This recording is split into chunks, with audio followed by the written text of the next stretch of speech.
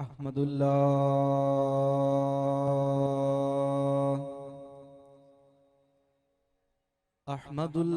अल्लज़ी हल्लल बुलगाई मिल्लताइफ वज़ाक़हुम हलावा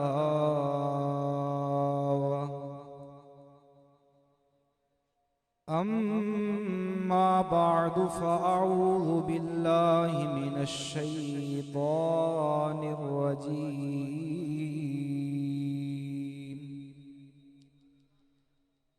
बिस्मिल्लाहिर रहमानिर रहीम।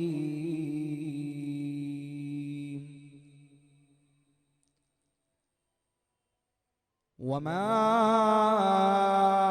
अर्सलनाका इल्ला रहमतल लिल आलमीन।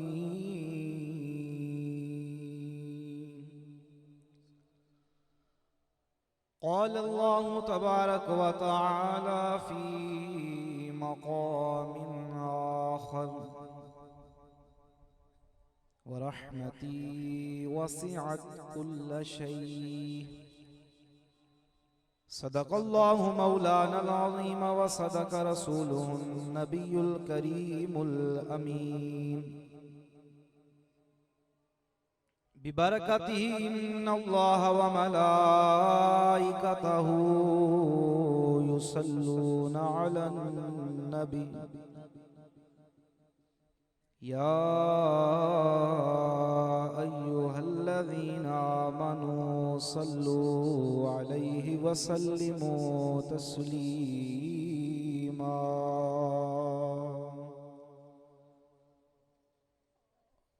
मेरे करीम आका अलैहिस्सलातु वस्सलाम का फरमान है, अस्माउ सलाता आहले महब्बती व आरिफुहुम। मुझसे मोहब्बत करने वाला जो मेरा दीवाना मुझ पर दरूद पढ़ता है, हुजूर फरमाते हैं उसका दरूद मैं खुद सुनता भी हूँ और अपने ग़ुलाम को पहचानता भी हूँ। जब आका सुनते हैं और पहचानते हैं तो फिर हुजूर की बारगाह में कैसे दरूद पाक पढ़ना है। झूम कर ज़ौक़ से शौक़ से जागते हुए अपने अकीदों को जगाते हुए हम ये चंद घंटे की महफिल में बैठकर बिल्कुल ये ना समझें कि हमने हक अदा कर दिया। साहबा ने तो अपनी जानें कुर्बान कर दी हैं, अपनी औलादें कुर्बान कर दी। एक खातून है, साबिया हैं, तो एक गज़वा से जब वापसी हुई तो किसी ने कहा कि काफ़ी लोग शहीद हो गए हैं। तो उन्होंने कहा कि अब उस गज़वा के अंदर उनके वालिद भी शामिल हैं, उनके बेटे भी हैं, उनके भाई भी हैं, उनके शोहर भी हैं। औरत के ये चार रिश्ते होते हैं, बाप, बेटा, भाई और जाग रहे हैं तो चौथे रिश्ते का नाम लीजिए। चौथा रिश्ता कौन सा है? सारे बोलिए, शोहर है।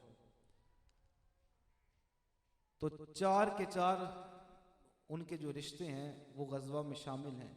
जब खबर आई काफ़ी लोग शहीद हो गए तो किसी ने कहा कि तेरे वालिद जो है वो भी शहीद हो गया है। खातून साबिया कहती हैं, ये बताओ कि सरकार कैसे है।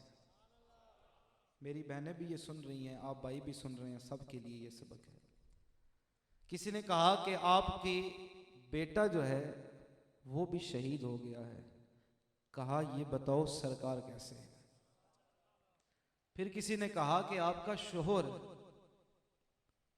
सर का ताज, कि शोहर भी देखे ना, शादी के बाद शोहर का ऐसा रिश्ता है कि अगर शोहर फौत हो जाए तो उस औरत का बेचारी का कुछ नहीं रहता।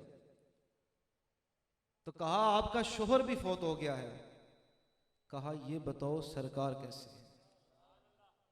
बेटा भी, बाप भी, शोहर भी, भाई जो है बाजू होते हैं और बहनों के सर पे हाथ रखने वाले होते हैं। कहा तुम्हारा भाई भी शहीद हो गया है।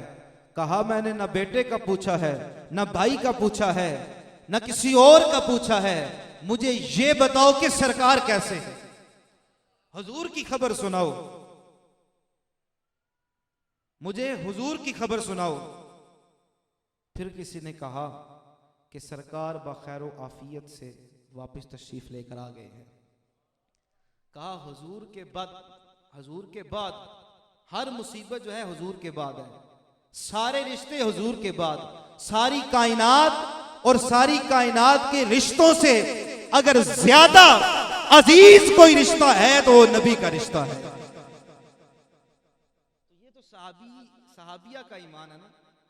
औरत, ये तो औरत की एक मैंने मिसाल आपके सामने पेश की है।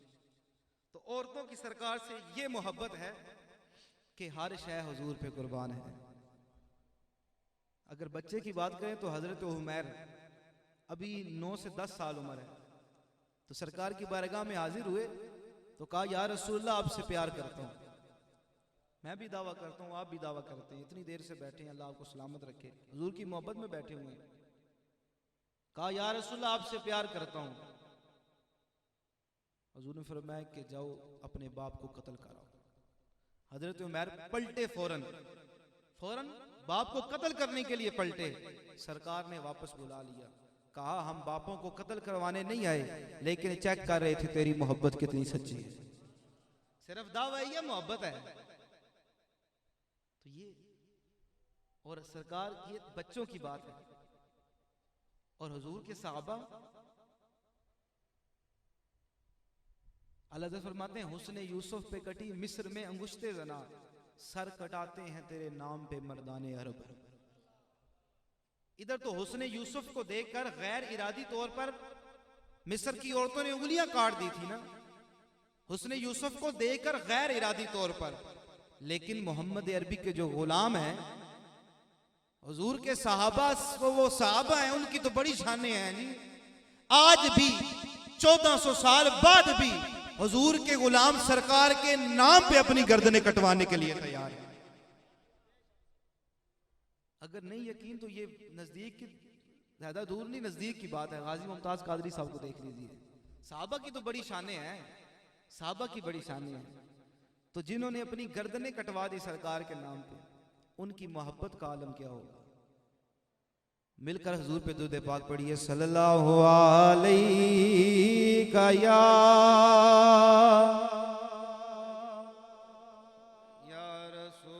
रसूल अल्लाह वसल्लम अलैका या। इस करम का करूं शुक्र कैसे अदा,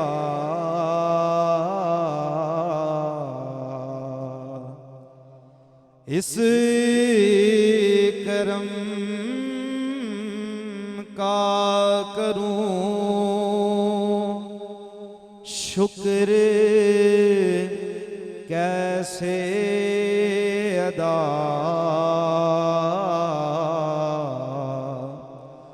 जो करम मुझ पे मेरे नबी कर दिया।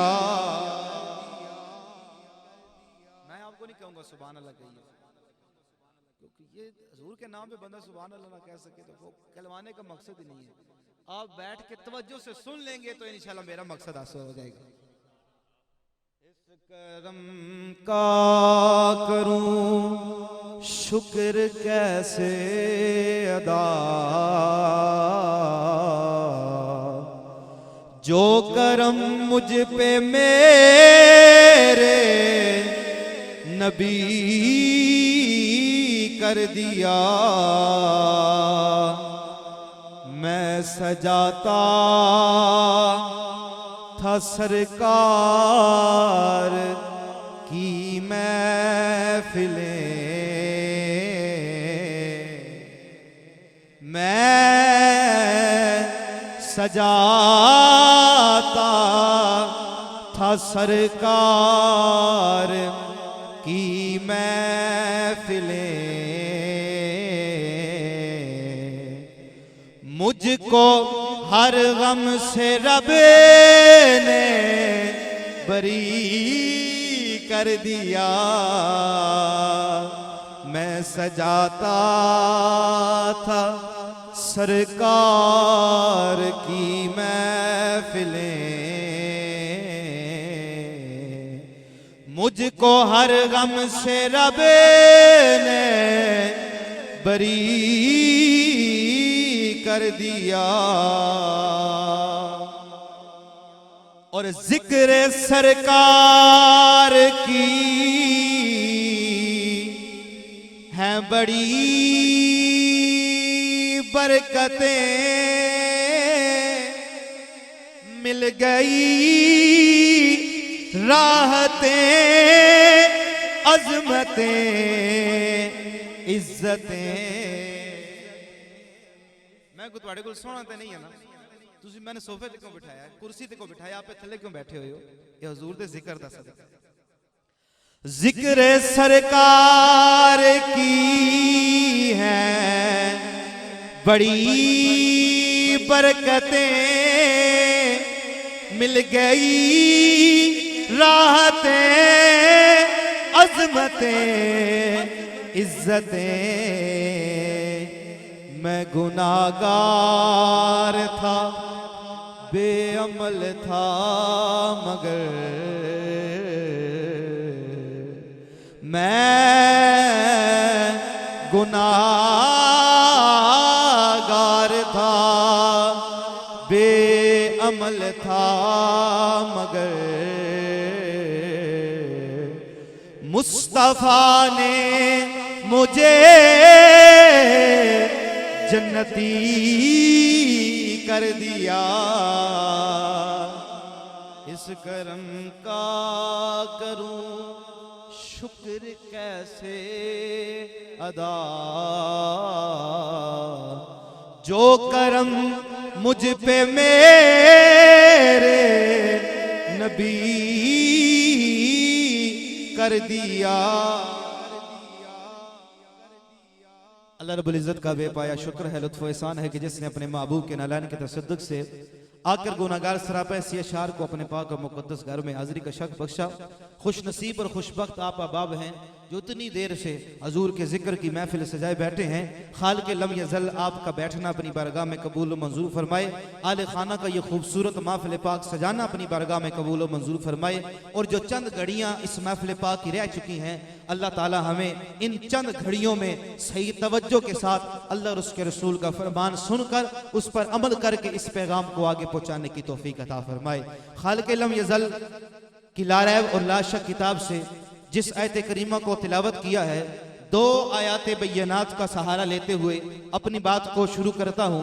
पहली आयत करीमा जो आपके सामने तिलावत की है, इसका तर्जमा बच्चा बच्चा जानता है कि जिस आका का आज हम मिलाद मना रहे हैं, उस आका की मेरे रब ने ये शान बयान फरमाई है, वमा अरसलना का इल्ला रहमतल लिल आलमीन।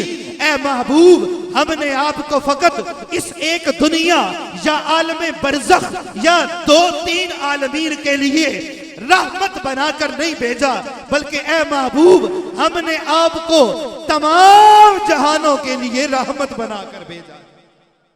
और कितने जहान? 1 2 3 4 5 या 5 6 7 800 जहान है।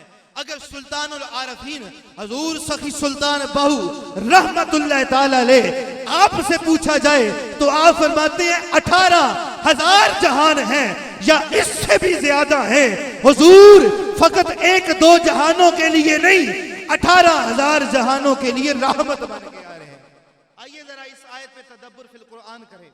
आयत तो हम सुनते हैं, तर्जुमा भी जानते हैं, लेकिन तदब्बुर फिल कुरान की दावत देता हूं कि इस रहमत से मुराद क्या है। ज्यादा लंबी बात नहीं करता, एक रिवायत का एक जनाबे वाला तफसीर आपके सामने पेश करके अपनी बात को आगे चलाता हूं। तफसीर रूहुल महानी है, और लिखने वाले सैयद महमूद आलूसी रहमतुल्लाह ताला अलैह हैं। आप फरमाते हैं जो रब ने फरमाया रहमत, ये रहमतन, ये जो मस्दर जिक्र किया है, इस रहमत से मुराद क्या है? कहते हैं औज़ा रहमतन, औज़ा रहमतिन, औज़ा राहिमन लहुमा। फरमाया इसके तीन तर्जमे हैं, तीन तर्जमे हैं। फरमाया जो अल्लाह ने फरमाया है, महबूब हमने आपको रहमत